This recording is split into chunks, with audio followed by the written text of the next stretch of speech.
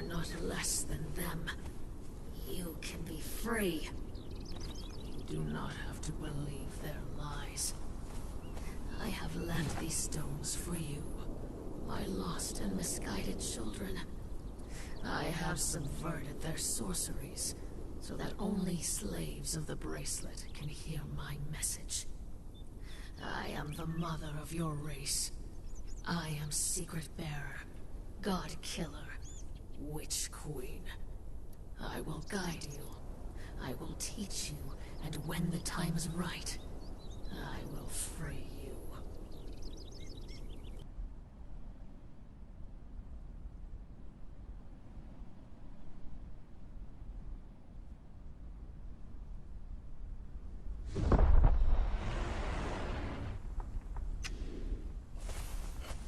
Perhaps you were born a slave, and you do not remember the fate that shaped us. We were a people of the sea, voyagers and traders. Our islands were warm and prosperous, and we spent our days fishing and sailing. I was an apprentice to the cult of Dagon.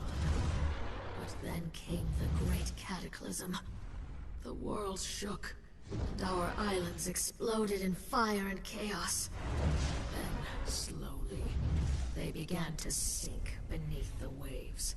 The dark water came, lapping, unstoppable, inevitable.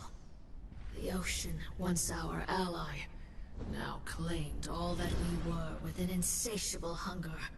We gathered what boats and wreckage we could, and we fled into the west.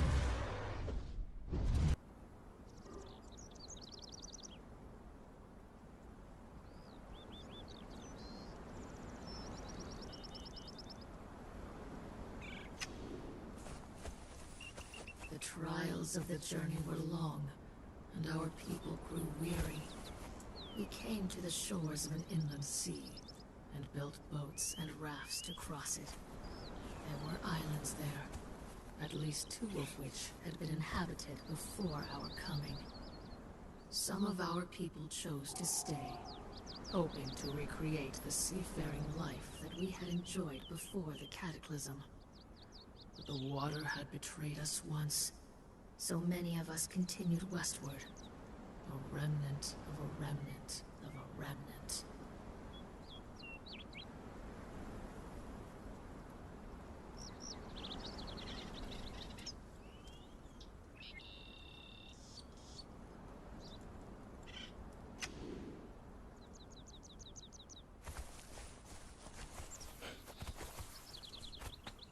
And so we came at last to this kingdom.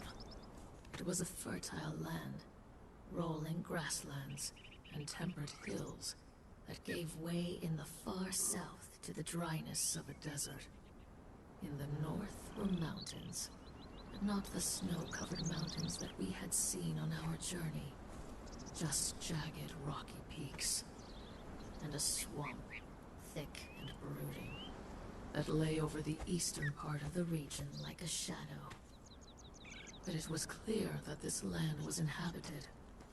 Carved blocks of mighty stone covered the landscape, and a crystal-clear lake in the north was dammed and siphoned along a great aqueduct.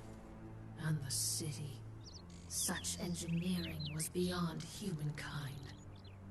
I saw the great monuments, the statues brooding over the river, and the towers that flamed unnaturally across the landscape. And I confess, I felt fear.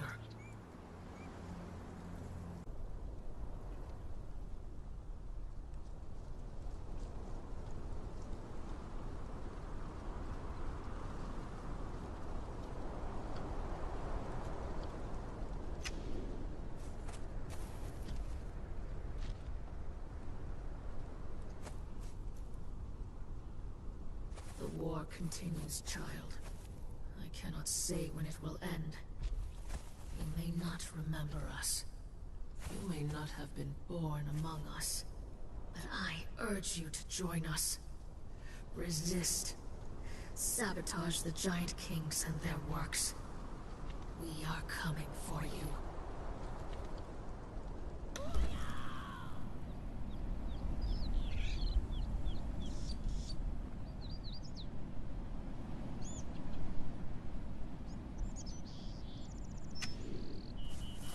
As masters, the Kari were relentless. For you, child, I do not need to detail the brutality of existence under the Kari. You live a similar fate today, under the yoke of your masters. Needless to say, there were those of us who were versed in lore that was alien to the Kari. Our island civilization was far more advanced than theirs. If the war had been a fair one, we would have shattered them with our powers. As it was, some of us escaped. A remnant of a remnant, thousands strong. But all that remained of a mighty empire. We fled west, always into the west.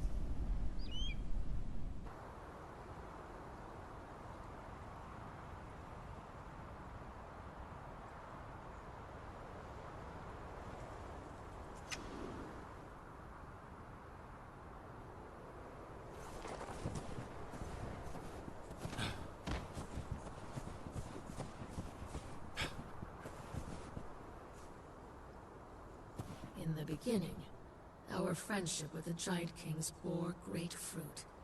We traded with them knowledge, food, baubles, and both peoples prospered. But the Giant Kings became alarmed, I suspect, at the rate at which we gave birth. Theirs was a people who took centuries to reach childbearing age, and they remained few in number. Whereas we spread across our new lands, and began to encroach upon theirs. In order to avoid this fate, I began sending scouting parties far to the north, outside of the borders of the Giant King's kingdom. They were to find fertile lands that would not encroach upon the territory of our hosts. Instead, we discovered something dark.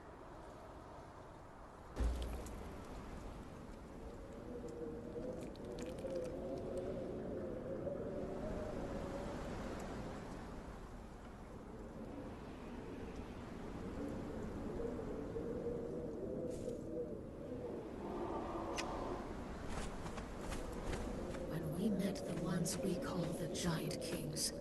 Some of us fell to our knees in worship. Surely these were gods in living flesh, come to offer us respite at the end of our long journey.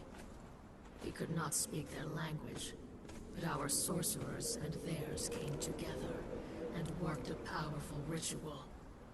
Enchanted gemstones enabled our communication. We forged bracelets to hold them. Thus could our communion with the Giant Kings begin.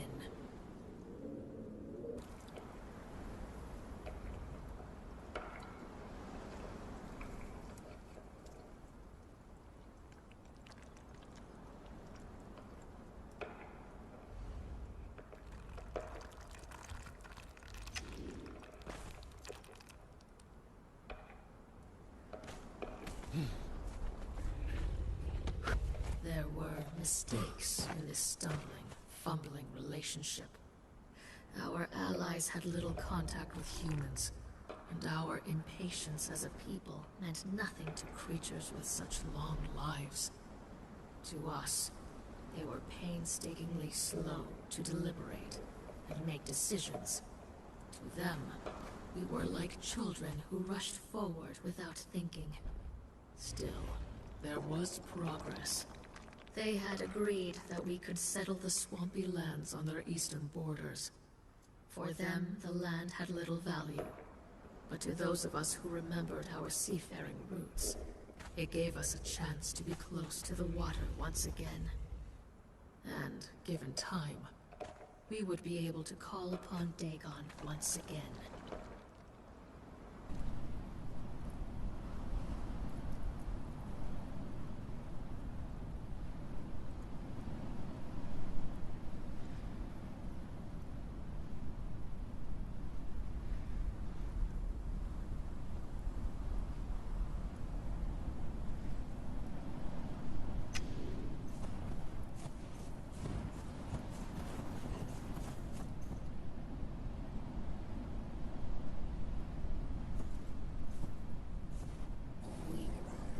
confronted the Giant Kings and the Triumvirate with their darkest secret, and they did not deny it. How could we trust them? Allied as they were with the ancient enemies of mankind. I gave them an ultimatum. To give us the northern lands, to stay their hand while we exterminated the Serpent Men. They refused. War was inevitable.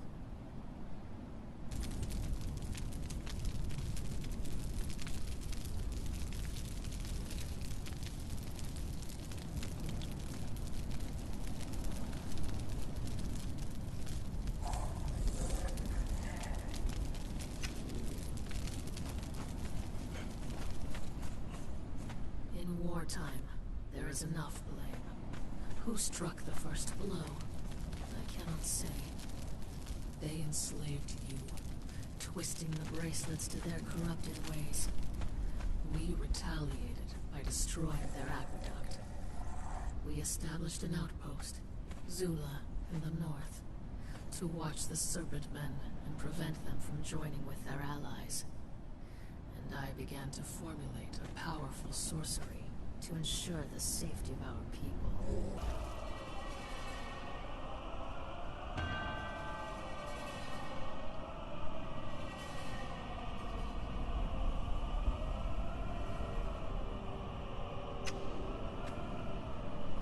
Shall I speak, child, of the passage that our scouts found, leading into the very bowels of the earth? Dare I speak of the fantastic city that they found there? Broad squares with twisted temples to the blasphemous elder gods, who were before mankind, and will be ever after. No, I need not speak of these things to strike true dread into your heart, child. I need only tell you of the creatures that dwelt in the city. Beings that lived only in story, and the primal fears of the human heart. For beneath the earth, we discovered what remained of the Serpent Men of Volusia.